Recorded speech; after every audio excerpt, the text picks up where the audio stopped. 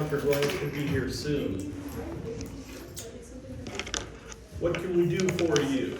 Can we talk about all the themes first?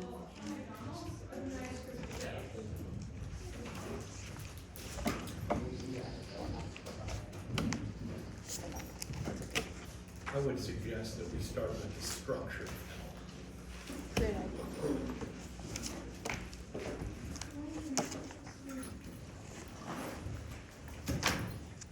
Oh, there is Can we record it? So how is hell structured?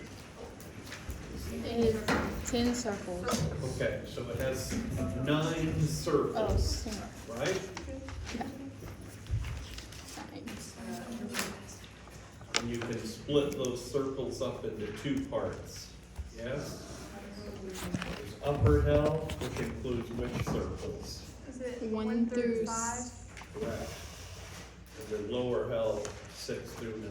Excellent, you guys are doing great work. Okay, let's talk about upper hell. How might we characterize all of the vices? There are things that are already like, they're like okay in essence, but it's bad the way they do it. Am I saying that right? Yeah, I think that's not bad. Right, so Dante calls these the sins of incontinence. They're the sins of weakness of will. They tend to be more bodily rather than spiritual. Someone has taken something good, right, wealth, or possessions, or food, or anger, and misused it. Right, maybe the sullen, for example, didn't make any use of anger, whereas the wrathful, right, were mastered by anger. Okay, so the sins of upper hell are sins of incontinence, or they're sins of weakness. Oh, hello there. Is I the thought first, we would start with the structure of hell. I have a question about approval. Is limbo like separate from the circles, or is it the first one? Limbo is the first circle, but there is something different about limbo, literally the edge, compared to what comes after it. Right? In fact, sometimes people will talk about what. Should I keep going? Yeah, Okay. leave me hanging. Well, Talk about it. I guess you might say hell is said in many ways. No, coffee has not been made. It's like Could I have some cream in mine, John? limbo. We might talk about circles 2 through 9 as the hell of the damned. Limbo is hell, right? Because what does everyone in hell have in common? They don't get to see God's face. Yes, forever, right? None of us are seeing God's face right now, presumably. We're not angels in disguise. But this isn't hell because we still have hope to see God's face, right? But those in hell don't see God's face. That is, they don't have what is called the beatific vision, right? Because God's face is, of course, metaphorical speech. Those in hell won't ever have the beatific vision. So abandon hope for the vision, all ye who enter in. Right? But those in limbo, that's all they lack. They have something like a perfect natural happiness, right? Think of Virgil's Elysian Fields, right? In fact, Dante kind of riffs on that a little bit, doesn't he? Right? In the middle of the castle, there's this meadow, and in the meadow we have what? The poets and the philosophers. And what are they doing? hanging out. Yeah, they're doing what they like to do, and they continue to do it forever. Right? So it's like earthly happiness versus like heavenly happiness. Something like that, that's right. But even that earthly happiness isn't heavenly. And they're gonna be there forever. So that's why they still count as being in hell, but we might distinguish their, lack from the lack that we find in the rest of hell. Where not only do people not have the vision, they have trapped themselves in some kind of terrible sin. Does that make some sense? Yes, I have one more question about Okay. the structure though. So are the people on the treadmill, the ones who didn't pick sides, are they before limbo? Yes, Okay. yes. And, don't overread that. I think it's Dante is just being clever there, right? Where do you put the people who don't take sides? Where do you put the people who can't even muster enough to do really bad stuff? Where do you put the small-souled? That's the vice. Yeah, well, you put them right inside the gate, right? They're not even good enough for, hell proper. But, truth be told, I think the small-souled are more like what? Those in circles 2 through 9, right? They have locked themselves in a prison, right? A prison of some kind of sin. The sin of what? Not choosing, right? Not choosing to make choices, right? If you choose not to decide, Neil Peart said, you still have made a choice. Right, you know that Rush song? It's all in Rush. You will. Make a note. Free Will, it's called. Listen to Rush. Avery, does that make some sense? Yes. Right, okay. I don't know if we want to keep doing this, but Allie had asked about themes, and I suggested maybe we start talking first about the structure of hell.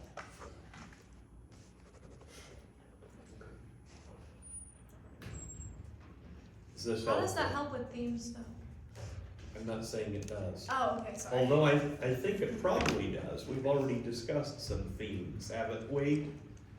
Right, we've distinguished the hell of limbo from the hell of the damned, right? So one of the themes is various ways of not being in heaven, right? Various ways of not going to the good place. I may use that expression. Remember, the whole thing, it is, you don't know this yet because you haven't read it yet. Right. The whole thing becomes only clear in hindsight. You don't understand anything about hell until you've seen heaven. You understand some things about hell, sure, but just like you don't understand contrapasso until you get to the bottom of the 8th circle and Bertrand de Born says, it's contrapasso. You're like, oh, that's what I've been seeing. Like, the privation of the presence of being in the presence of God isn't clear until you see what it's like to be in the presence of God. And then, like, man, hell's really crummy. In fact, we'll even learn more about hell when we go to purgatory and we meet people who have what? Knowledge that eventually they don't even really have hope. They know they're on their way to heaven. And you'll be able to see it in the way they talk, and in the way they sing, and in the way they tell stories. Totally different. We're gonna sing. Wow, we haven't heard any songs. Right? We're gonna have good conversations. We haven't really, except for Dante and Virgil, right? We haven't really had the people Dante talking to engaging in, friendly conversation. The only conversation that anyone has had has really, technically in a way, not been conversation. Mm-hmm. It's been people talking at each other. So there are some themes, right? What is it? You know, what is it to be in hell for Dante? To have freely chosen to be kind of locked in yourself and locked in your sin. So that the punishment here is not really externally imposed. That's different probably than the way you thought about hell before you got in this class. Or maybe you thought about something like, maybe you heard the word excommunication and you had some idea that, like, I don't know, there's some pope running around excommunicating people. Like, no, you excommunicate yourself.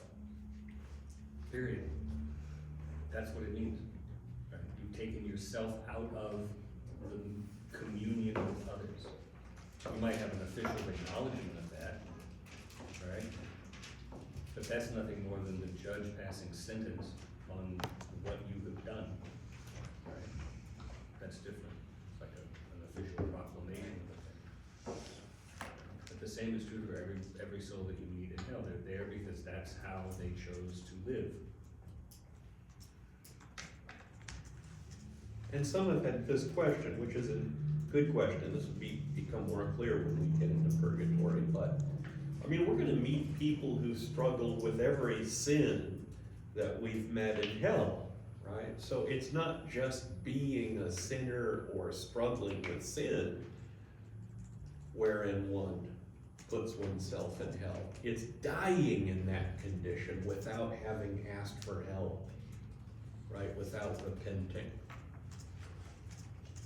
Don't put this on the test, but something like presumably when Francesca's husband rushes in, finds them in bed together, and runs them both through with a sword in the giant shish kebab of lust. Francesca is angry about this, right?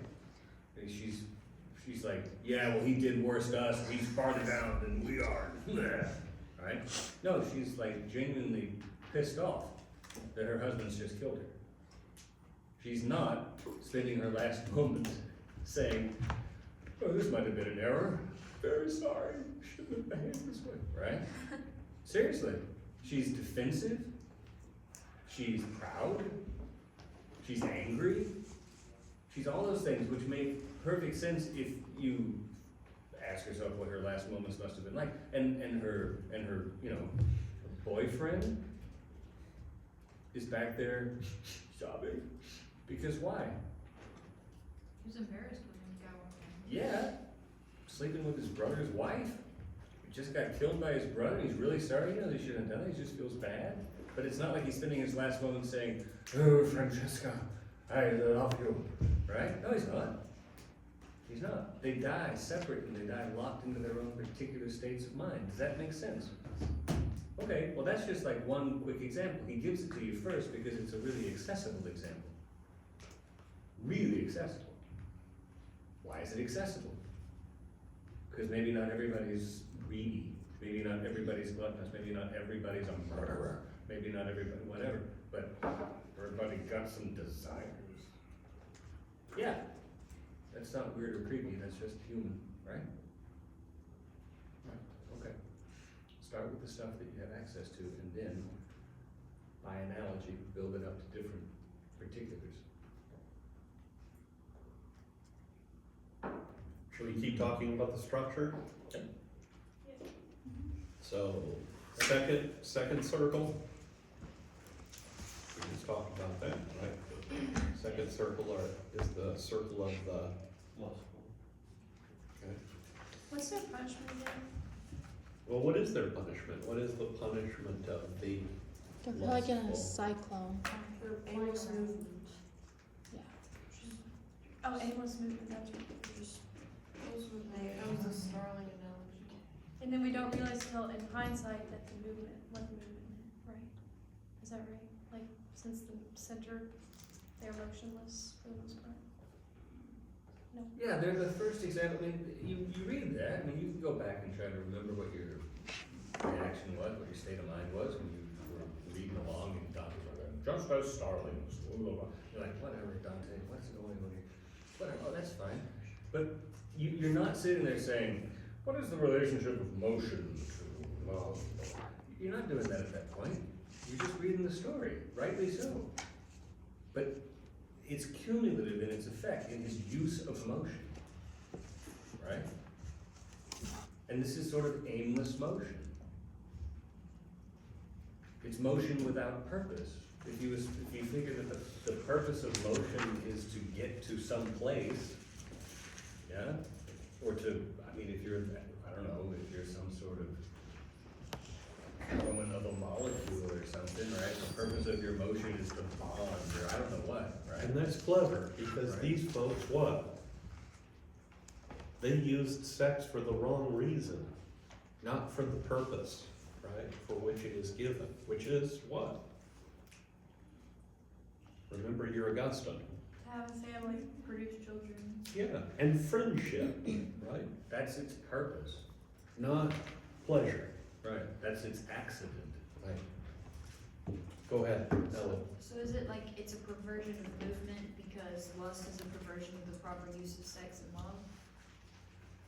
Yeah, I mean, it's, ultimately, I suppose that's correct. It's not a, yeah, maybe perversion of motion, I don't know. What is perversion mean? Twisting. Oh, Well, maybe is it, as you suggested, right? I mean, the starlings seem to symbolize lack of rational motion, right? It's just some sort of instinctive thing. But the starlings at least land, right? I mean, they stop doing this. But the lustful they have not obeyed reason when it comes to their sexual desire, right? They have allowed their reason and the reasons for engaging in the sexual act, which is good. Sexual act is good. It's created by God.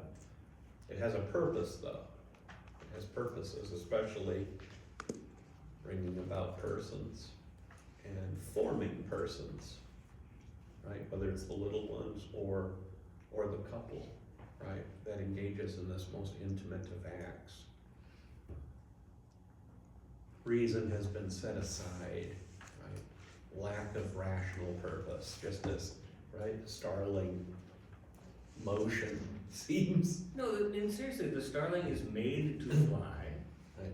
and the motion of the swarming starlings, the murmuration, that's what it's called, the starlings like that, makes use of what they're naturally made to do, but it doesn't achieve something, it seems, right? Right? They're not gathering food, they're not mating, they're not going to a place, they're just. Well, and especially if Yeah. human beings are moving in that way, right? This is not the way the human body was designed to move, right? So it's a contrapasso, right? They didn't, they sublimated reason. They set aside reason for passion, and so now their bodily movement parallels that.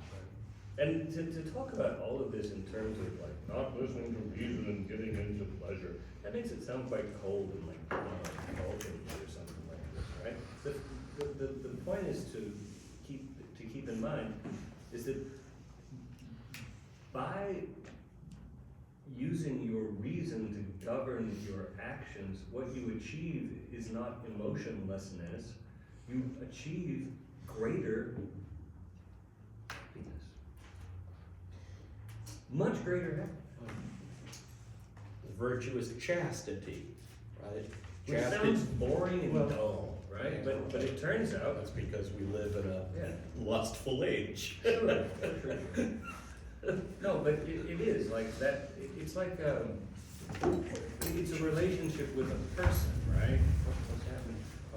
Oh, I was just getting this stuff out of the way, so you can sit down.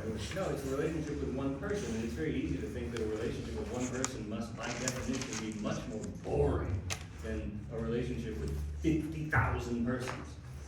however many. But it turns out, no, that the relationship with one person is much bigger on the inside than you can possibly achieve with multiplicities of relationships. It's love as a TARDIS. Don't put that one there. So the third circle, But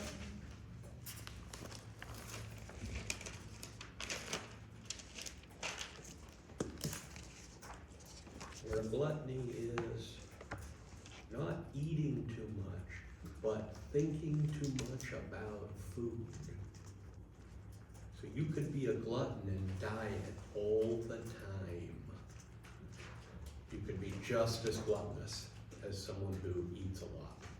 Just in the opposite way, right? Remember the Aristotelian understanding of virtue here, right? Rational action is a response to, it's a proper response to emotion rather than an extreme or a deficiency.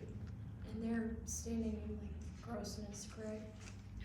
Well, they're actually not even standing. Yeah, it's sort of lying down. But Rolling it's around, not, rolling around in yeah, mud. yeah, it's mostly mud, you know. We'll save the outhouse for later. It's piggish, right? I mean, which is a, Right. probably, again, we're still fairly early, this is a kind of an easy one that Dante gives you. But you do this with all of these examples of contrapassos. I mean, I was talking with Ella Willis earlier about this, right? But like, let's just take a very superficial understanding of gluttony as somebody that just wants so much food, right? It's probably not the case that you're just like wolfing down food all the time, right? If you start to think about it, then maybe, let's say, your tastes become refined, right? Maybe you want food so that others then can't have food. That you want rare food or food that can only be prepared in an extremely sophisticated kind of way, right? You're always after the next greatest bite of whatever. If you make a list of all the qualities and characteristics of food like this, then you have some sense then of how Dante comes up with his contrapasso. There's nothing sophisticated or rare about the ingredients that these folks are having rained onto them, right? Everything has become the opposite of rarefied. Well, speaking of themes, right? Remember what we saw in Boethius, and Dante is doing this, right? Vice, just as virtue is its own reward, so vice is its own punishment, right? Or reward. Or reward, right? But that all he means is the punishment is an external. It's not as though we need to heap something beyond the state of mind that this person has locked themselves into, right? Imagine thinking about food and food above all things forever. You're better than that, right? It's akin to a seraphim flapping leathery wings forever, right? He was better than that, but decided that he wanted to be less. Food is good, but it's not the best good. Right? It has its proper place, and the gluttonous have made food or consumption the most important thing. And you see why they're lower than the lustful. Yeah. Why? Work it out. Is it because that's what he assumes them all the time, rather than just being something out? Well, you can't be lustful by yourself, right? They're so self-absorbed in their own desires, they're able It's to. not even a sin with Lust is others. at least something you can share with somebody, right? There's more communion in lust than there is in just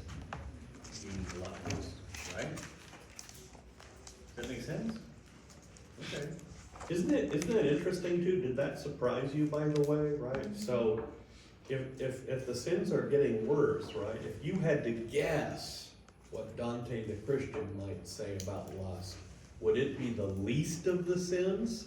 Isn't that interesting? That's not just Dante. The card players on the top, and the drinkers, That's like and the 50, dancers. that's like 1,500 years of Christian reflection. Yeah. Right? The great Christian teachers are in one accord about this. I mean, lust is bad. It can damn you, right? But it's not as bad as wrath. It's not as bad as heresy. It's not as bad as envy and pride. We haven't talked about much yet, but we're gonna learn more about that in Purgatorio. But okay, No, because it all works, and like every time you come back to it, it always works this way. If Lucifer's at the, remember, it's like I don't have a cone, like a cone this way, right? Lucifer would be sitting at the top, right? But it's upside down, so he's at the bottom. What's the farthest away from him in hell? Lustful. The lustful. Well, besides limbo. Wow, okay, besides that. But yeah, the lustful. Right? They're self-absorbed, but they're self-absorbed with somebody else. Join me in my self-absorption, right? Who's the devil in his self-absorption? Judas. Nobody. Nobody at all. He's the definition of self-absorption.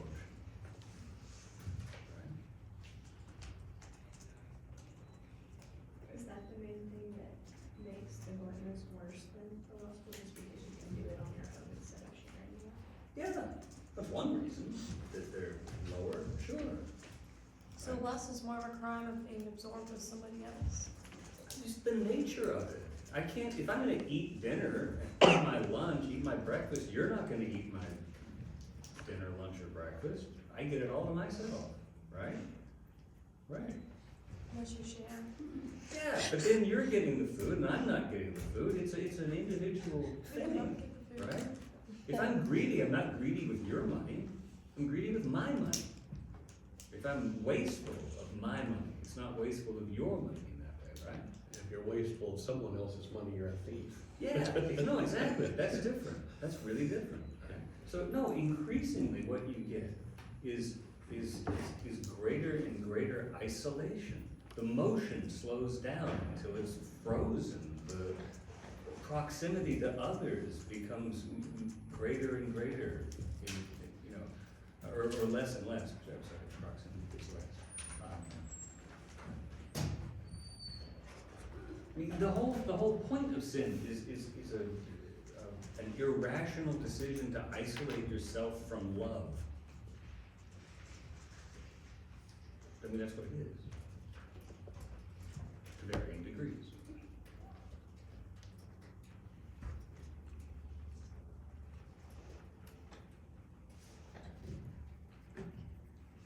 Hence, Sartre says, hell is other people.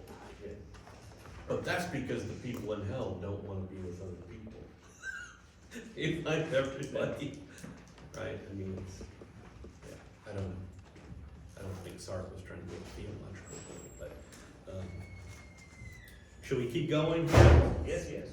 Maybe pick it up just a little bit, right? So let's just sketch the whole structure here, right? So, and then we can come back and talk about other parts in some detail if you want. So keep going, tell yourself the story, right? Where are we at? The fourth circle. The fourth circle, which is Adoration. the avaricious. And just like you could be gluttonous by consuming, you could be gluttonous by abstaining, you can be avaricious by spending, or you can be avaricious by hoarding, right? Right. And Dante makes it clearer here, probably because it's easier to see that, but, you know, it's a reminder that there are always gonna be two ways to go wrong, right? Either with the excess or the deficiency, yes. Could you explain the contumacio with this circle? Like how this is a befitting consequence? So what is the What is the dramatization of the punishment? They're pushing boulders at each other and yelling at each other's faces, or doing Yeah, they're rebuking each other, right? So they're being reminded of their sin by the opposite. You should have given more. Well, you should have spent less.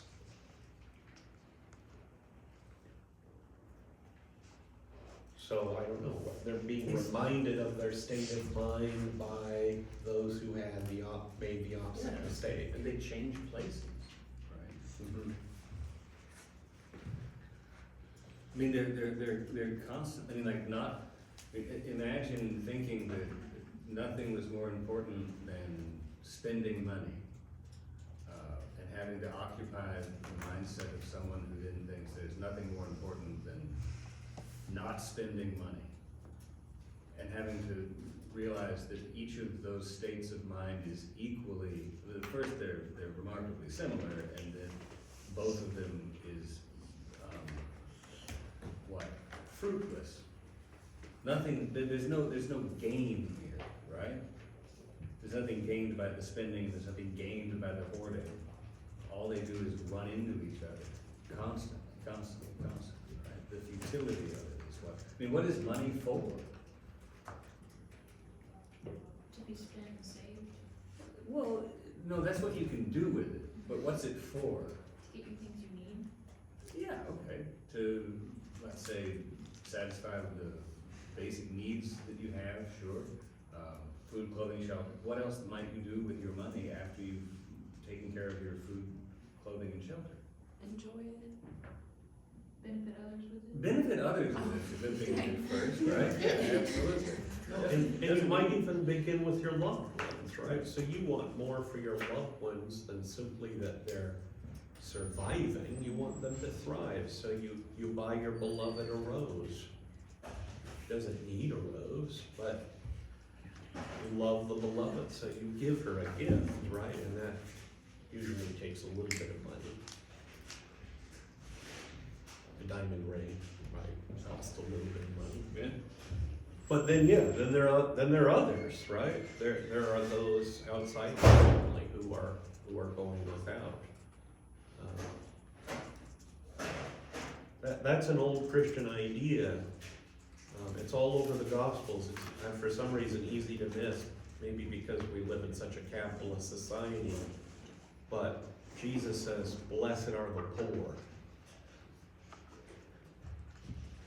Not blessed are the rich. That's how we usually think, right? Blessed are the poor. And one reason you might be blessed as poor is because you've given away what you have to others.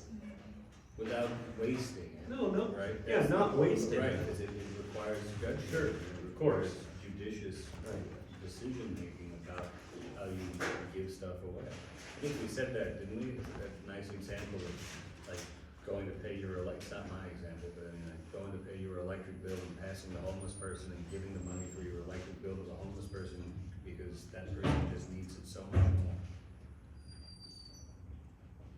We need electricity. Right, but you also owe a debt. Yeah.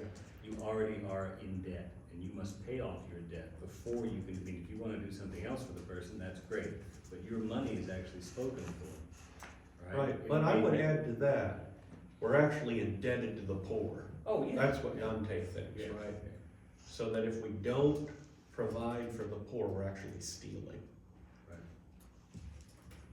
Not everybody thinks that way. That's a Christian way to think. That's what Dante thinks. Yeah. Right, so, It doesn't mean that you don't help the homeless, Right. it just means that you have Sure. to think very carefully about the order of your debts or Yes, obligations, right? well, you have to use reason, right? Right. Right, there's a virtue here. Yeah, we don't wanna move from being tight-fisted to being a prodigal or vice versa. Right. Okay, so what's next? Next circle, yeah, right, so this is the circle where the we might think this is the way Estlin reads it, which I think is helpful. The two different ways of going wrong with respect to anger. Right, so the more obvious way, which is the way that gets emphasized, maybe because this is the problem more people have, is to be over angry, to get too angry, to not get angry at the right things, to be wrathful, to be mastered by anger. And we see those sinners, right? And they punish themselves, right? By continually fighting. That's what they want to do. It's not like they don't want to do that. In a way, it's not like Filippo Argenti doesn't want Dante to kick him. Of course he does, because he wants to kick him back. Right? But who are the kind of silent sinners here? They're almost not even mentioned, which is super clever. Because they were silent with respect to anger in a way. They didn't get angry when they should have gotten angry. They didn't make a use of anger to love. These are the sullen or the slothful. Yeah, we think of sloth as like, I don't know, indigence or laziness, but that's just sort of the first step in thinking about it carefully, because you're limiting that to some understanding of, I don't know, not getting out of bed and doing work, right? But how about being lazy in your emotions? How about being lazy in your thoughts? Well, or even just being slow to do the good. Right. And here in particular, being too slow to get angry enough to act for the sake of those who need your help. Right? What are emotions for? Guide our actions. Yeah, and to produce actions, right? And we can actually, interestingly, have an effect on our emotions, right? To some extent, they often come unbidden, right? But we can put ourselves in positions, can't we? We can do certain things to elicit emotions. We can inform ourselves of injustice. One reason we're so slow to act is because we don't know. And it's our own damn fault. Because we're too busy, right? But if we paid enough attention to certain injustices, we would arouse within ourselves anger, and we would act. And the sullen, right? The slothful are under the. Do you know that Under the law, it doesn't say in some translations, it's translated faculty. Is that right? Yeah. What? No, it's not. Oh, faculty. Professors, in other words, are slothful. Slow to respond to the injustices of the Did you administrators. say they're under the water? I Yeah. don't remember that part. What does that have to do with being slothful? Well, they can't even bother to get up out of the water. Oh, okay. Something like that, perhaps. Right? Or they're silent. Yeah. Right? Unlike the wrathful. The slothful, the sullen, can't be bothered. They take their punishment underwater.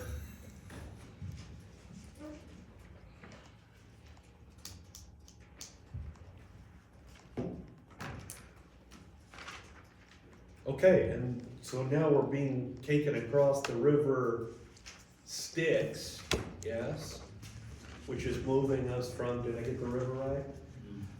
That's Styx, isn't it? Here, Keep going. and what happens? Now we see some lights in the distance, right? City. What? You're kidding me! The city of Dis. Do we want to go there? No! No, we don't. In fact, especially when we see all those demons crawling all over the place, right? I think Jackson had just read this canto and He did, then the goblins all over the Oh, columns, before yeah, the I think that's the right. ballroom comes, Yeah, yeah. right? I don't know, but it's creepy. No, it is like that. Yeah. Like, I don't know, if you're directing a thing, you're thinking this as a movie, like what you want is like some great big helicopter shot that zooms over the plane from the great distance and it sees the lights on the towers and the towers get bigger. And then finally like sweep over the wall and it's nothing but a hole. Wow, dark black hole. Yeah. Whoa. Like the biggest quarry you've ever seen that you didn't know was there. Anybody been to the Grand Canyon? Anybody been to the Grand Canyon? Nobody's been to the I've been to the Grand Canyon. Yeah. As far as- Yeah, remember like when you first came to the Grand Canyon and like, where is it? And all of a sudden, it's like, oh my goodness, that's large and deep, right? Yeah. Imagine how much deeper.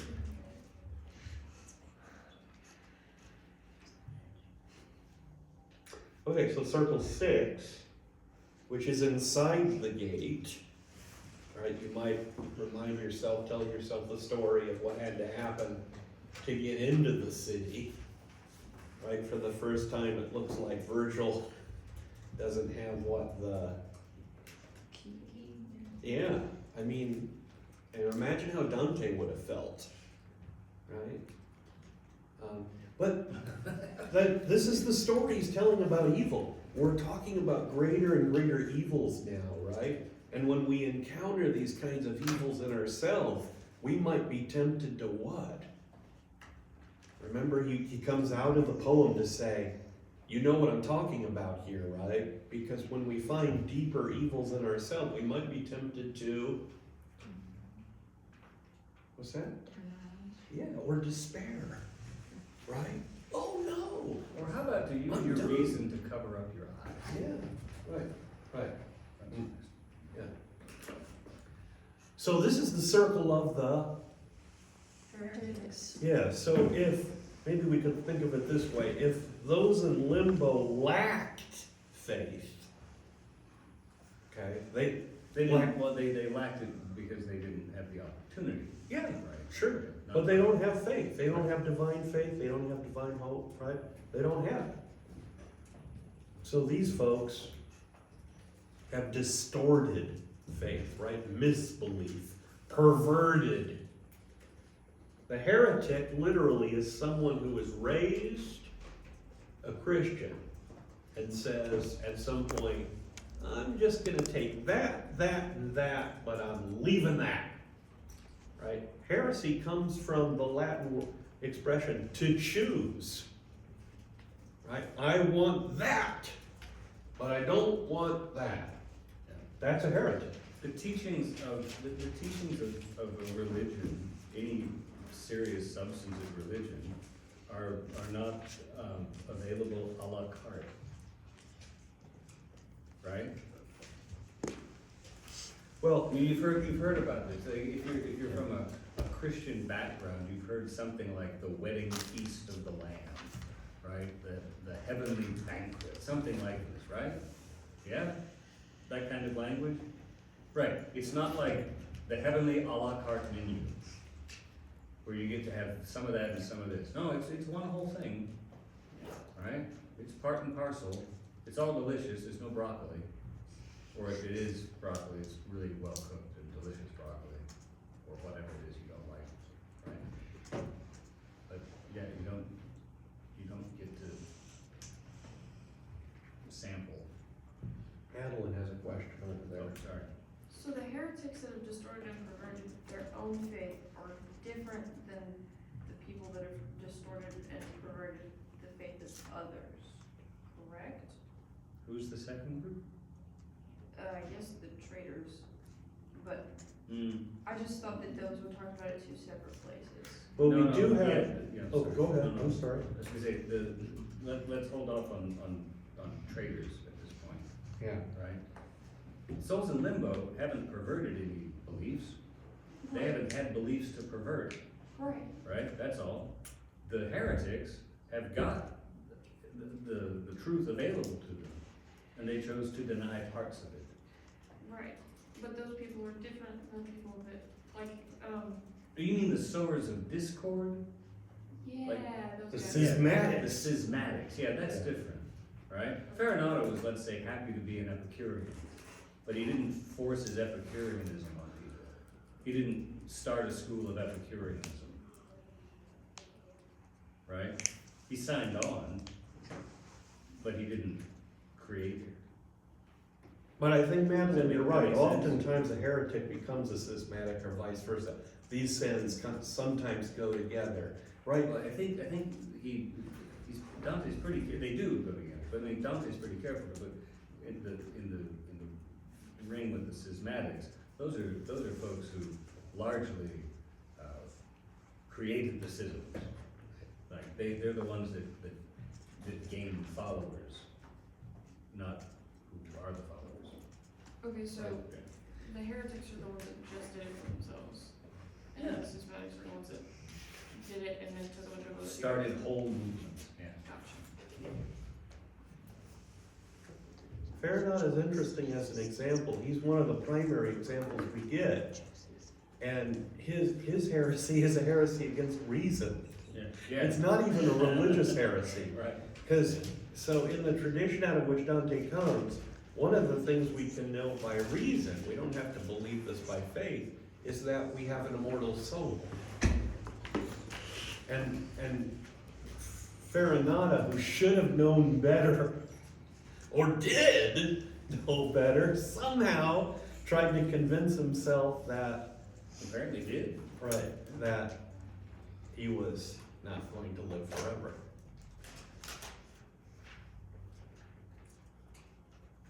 So it's a kind of philosophical heresy, if that makes any sense. I don't know. I'm looking at some people and they don't seem to be very interested. But, anyway, let's keep going. How about the seventh circle? Now, we're in lower hell, right? We had talked about upper hell. What's true of lower hell? Now we don't have the sins of incontinence. Yeah, we have the sins of malice. Right, so we're in a way, and heresy's kind of in the middle, right? It's almost a perversion of something good, faith, but there is something malicious about it. I think that's why Dante puts it there. Yeah. No, it's really, really tricky. I mean, it's not like people haven't tried for 1,000 years, not quite, to figure out what would have been a better arrangement. Where did Dante get this wrong? Like, everybody's like, oh, that's really very clever. Every piece fits. Now there's a kind of willing what is evil. Not simply because it's evil, impossible, right? Augustine taught us that. Dante's a good Augustinian. But, right, under the guise of some good, we deceive ourselves and we will what is evil. Right? We will to not believe what we know is true about the faith. We will disbelieve, which is not a good thing, right? Or here, in the seventh circle, we're willing a kind of bestial violence, right? Super violence, animal-like violence, even though we're human beings. This is even worse than wrath, right? This is super wrath that issues forth in the destruction. This one's still bestiality, right? Yes, right, the sins of violence, right? The sins of the lion. So is that like the lion from the beginning of the Yeah, story? right, yeah. Those three animals are indicative of the different sins we're going to, right? The sins of the leopard, perhaps. The sins of fraud, right? A leopard hides, right? It's the lion, right? It's beguiling. Right, beguiling, the sins of the lion. Maybe lion is the... I mean, seriously, you see people, nobody like walks up to the she-wolf and says, oh, it's so cute, right? Nobody really wants to approach the lion. It's the leopard that's like, oh,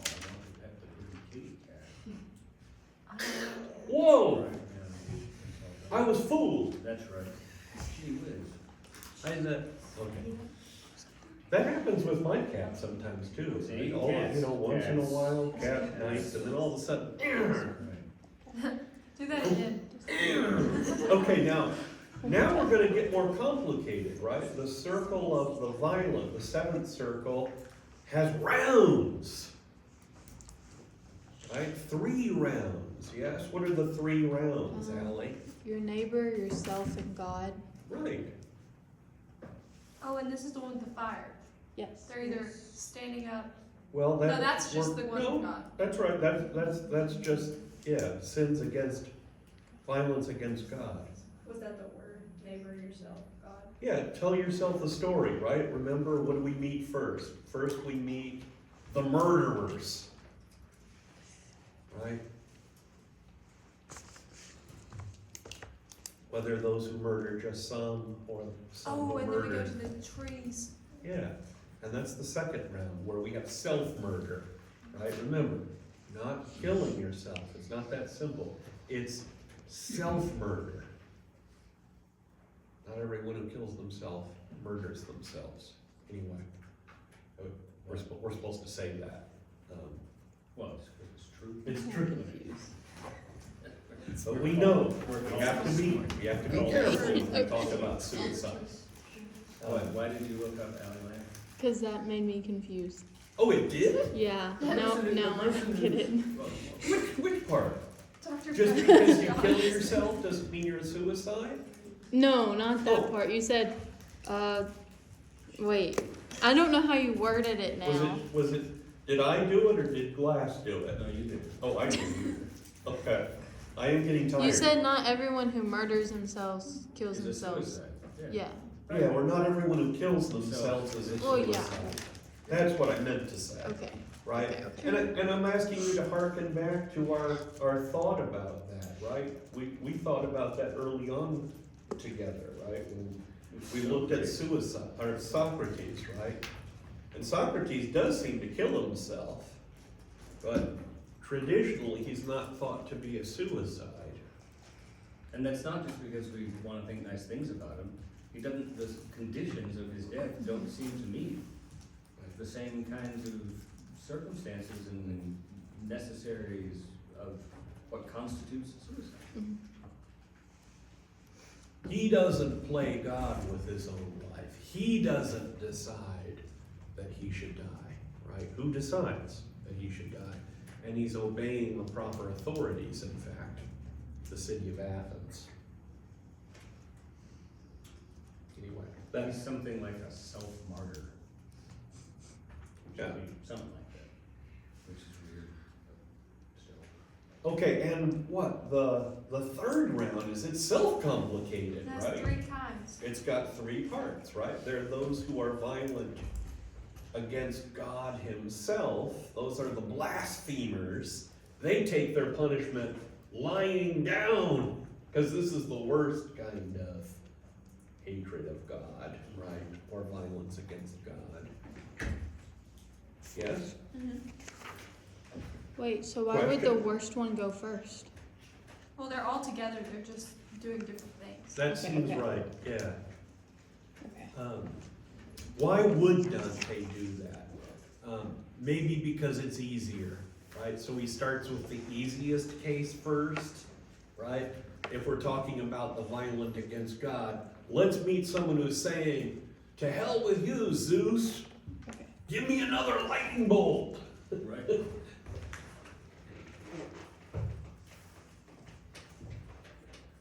And we also meet those who were violent against God's child, right? They acted violently against nature. Okay, and that's where we meet Sarah Bernetto, And then God's grandchild. and then God's grandchild, right? So to speak, right? And these are those who are violent towards artifice, and especially What's an artifice? something made by us. Okay.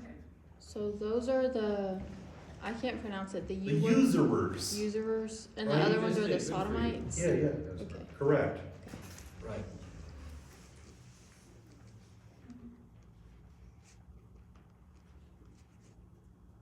Yes, Ella. Can you talk a little bit about the sinners and the forest who are being chased by the dogs? Yeah, right, so he starts with the more obvious case, right, which is someone who, Willfully murders himself right, by his own hand. and now we're gonna get what? More complicated cases, like someone who said, I don't wanna live anymore, I'm gonna sign up and fight and put myself in I dangerous don't wanna live way. anymore, but I don't really have the guts to pull the trigger myself. I'll buy a cap gun and walk into the police station, So, yeah, right? So it's And almost they'll like- just take care of that for me. it's almost like a cowardly suicide. Yeah, sort of. Brave enough to put yourself in harm's way. But, right, yeah. No, both of these folks are examples of people who, went off purposefully to die. And now, they're trying to avoid being torn up by the dogs, because they don't want to die. I mean, they are dead, but still. So they get to repeat that, Because they wasted their life, so now they're gonna continue to get their life taken away. and return, Yeah, and then take away again. right.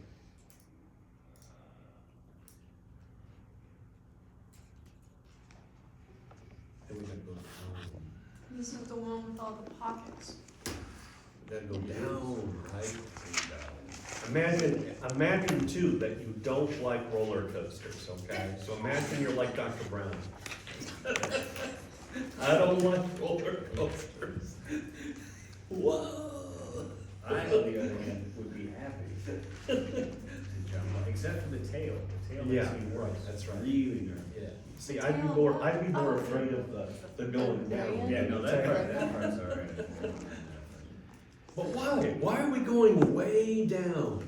Because the sins are way worse. They are. That's what Dante They're thinks. separated by a fundamental kind of difference, and that sort of fundamental difference is concretized by a cliff.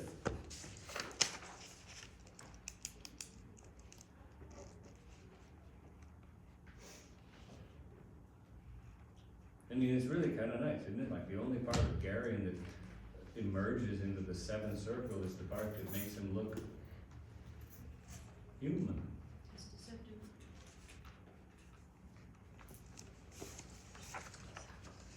Siv, Sid, Behotzeth. Siv, Sid, Behotzeth. Siv, Sid, Behotzeth. Right. Moses supposes his toeses are roses, and Moses supposes erroneously. Oh, and it's kind of like that. You like singing in the rain?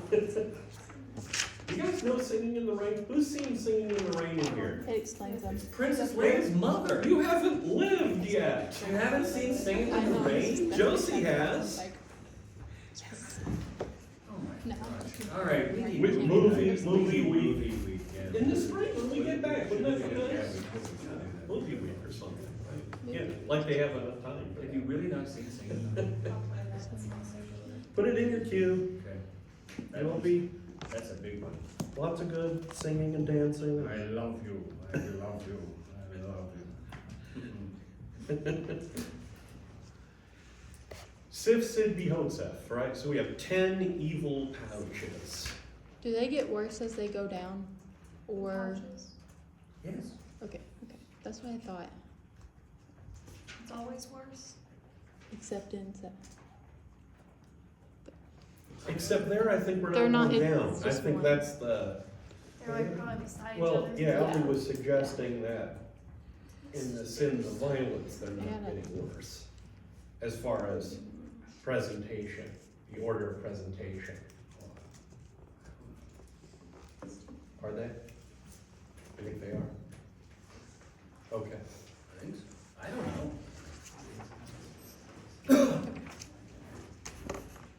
It's about, we gotta go. Yeah, It's yeah, time to yeah. go. Oh. So, what else should we say here? Questions, how about questions? You have- Which sins does Dante see in himself? What is this? We don't For like the really know. exam. Yeah, he'll tell us more about that in purgatory. Okay, I didn't know. That sounded like a thing you would ask as an We essay need to ask question. No, but he implicates himself at several points. Look at his attitude toward Argenti, look at his response to Francesca, look at, you know. So he's these are- probably lustful? No, it's not, that's not why he's, well, I mean, maybe, but that doesn't seem to be why he's responding the way he's responding. He recognizes his own culpability. What is culpability? Guilty. Cause he wrote about that in his poetry, didn't He invented the poetry that wrote about it. he? Definitely guilty. Right.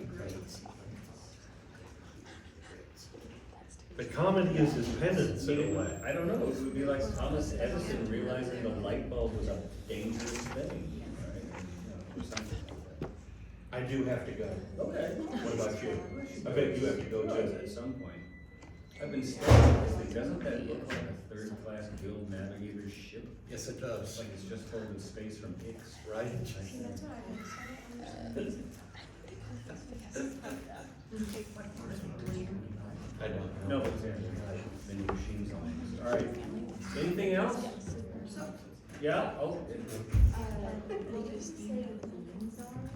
I'm not gonna, I can't tell you the themes. Let's say the themes.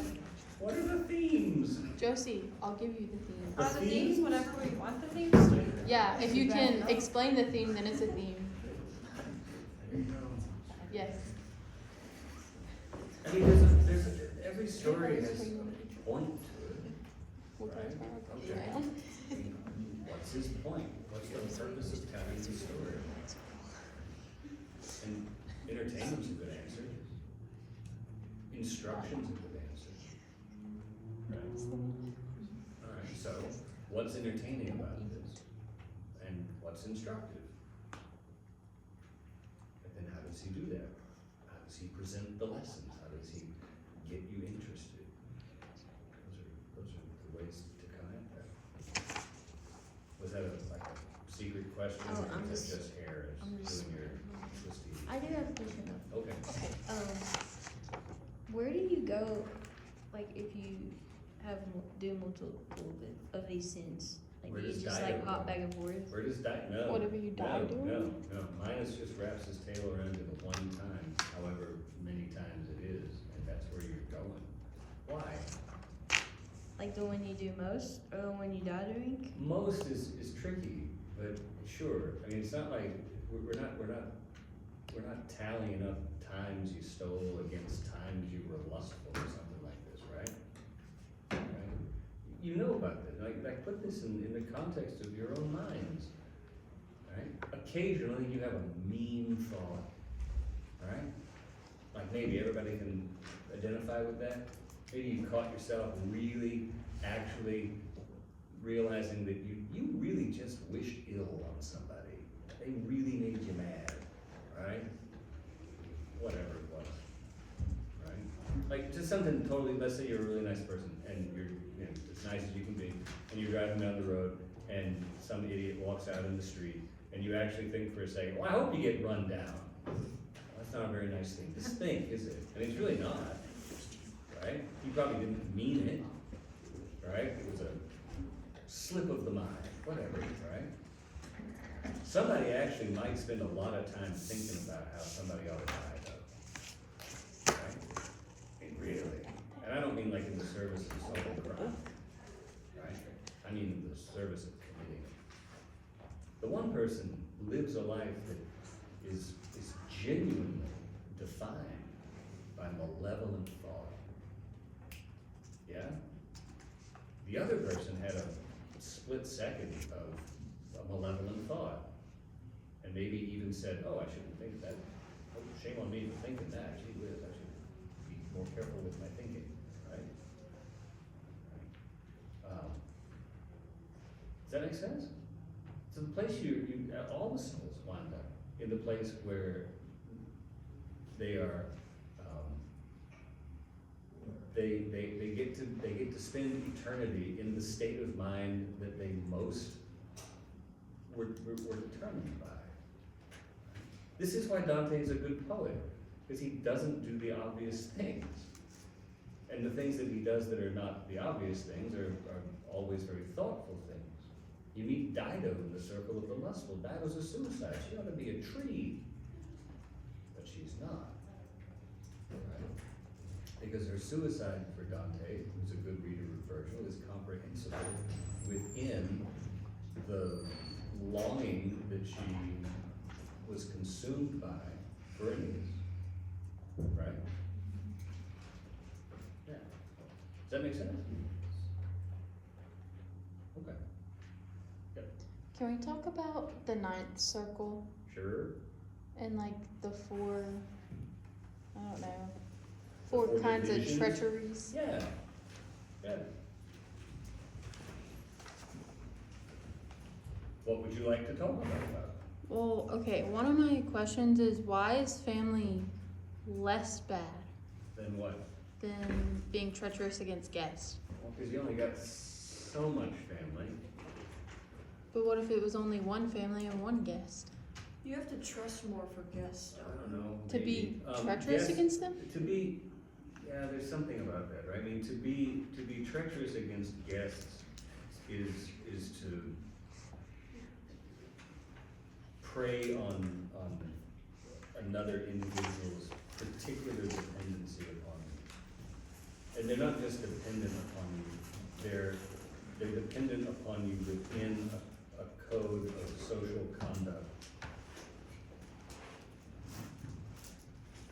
that demands one kind of behavior and not the other. But then wouldn't they be like your beneficiaries? No, that's, I mean, it might be. I mean, you know, if you have your boss over, or your patron comes over for dinner and you betray them, like you can get all of them, and if your patron's also your dad, you can do all at once. All So right? which one would you be in if you did them all at once? That would be something like benefactor, Okay. right? I mean, if you betray your parents, they are your benefactors, they're your first benefactors, they got you here, right? But if you betray them when they come over to your house, that's different. Does that make sense? Walk through this, right? Like walk through the concrete qualities of betraying a guest. I could set a member of my family up. I could set my sister up so that she, you know, thinks that she's going to get a prize or whatever, and I've arranged to have the hitman take her out, right? But that could be the public library or the post office or, you know, wherever, right? But if I actually say to her, come to my home, Okay. That makes more sense. right, then I've preyed on her in a way that's doubly despicable, right? Now let's say that she was also the source of my income out of the generosity of her heart, and I betray her as well, right? Add that, right? Then I'm not just ungrateful for my sister. I'm not just gonna manipulate the social constructions that demand I behave in a particular expected way. I'm going to be dismissive, to say the least, unappreciative, to say the least, abusive, to say the least, of a gift that was given to me, right? Of a gift that actually allows me, if they're my benefactor, right? A gift that actually allows me to perform in the world, my income, right? That provides me my food, clothing, and shelter, and whatever other satisfactions I get from it. Yeah? So it compounds those things each time, right? And then just walk it down all the way to Lucifer, right? I mean, what does he rebel against? His creator, family, right? He's a kind of guest in a way. That's a bit of a stretch maybe, but not so much. It all works. And he doesn't behave well in someone else's home, right? It works both ways, right? You can destroy your host like you can destroy your guest. He destroys his benefactor. He rebels against his benefactor, right? How does Judas work in that way? I mean, in what way does he betray family? Does he betray country? Does he betray benefactor? All of those things are embodied in the person of Jesus. So, bad, very bad to have done. Yeah. Does that make sense? Okay.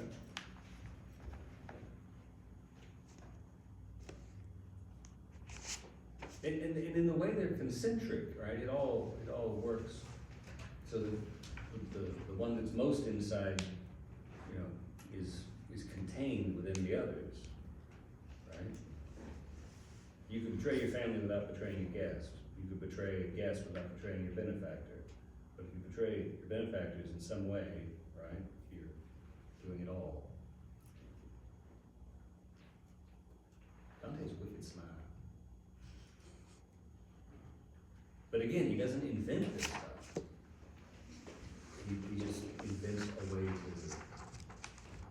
tell us the story. What else? Something else? Anything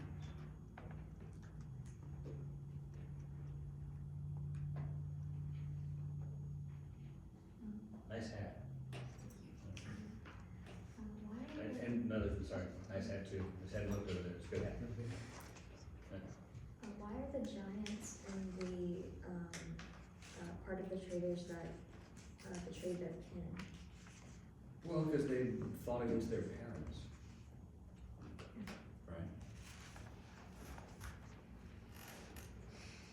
In the wars of the Titans, right?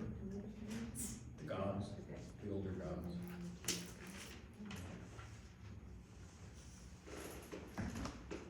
The Gaias and the Uranuses.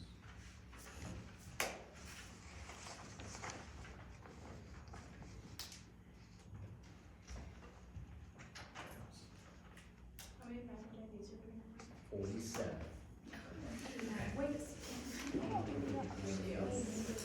No, 6 out of 8, something like that. 6 out of 8, and an essay. And some extra credit. Extra bonus points. Please.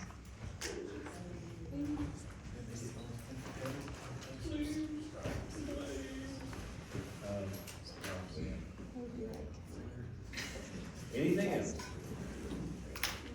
Tell yourself the story where you can't tell yourself the story. Go back and figure out what you forgot. Map out hell. Sit, be hosted.